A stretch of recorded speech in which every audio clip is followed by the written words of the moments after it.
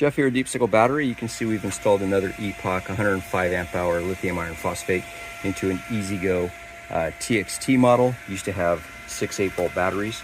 You can see we got the NoCo charging port. We took the old EZGO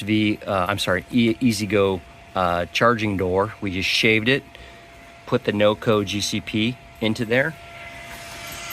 We ran a 2-inch hole saw through the back, so now the NoCo is right there, feeding our charger.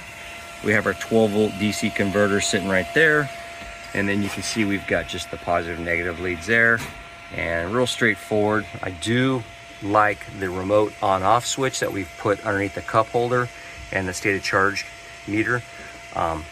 This will be a little bit of a challenge. It's not impossible.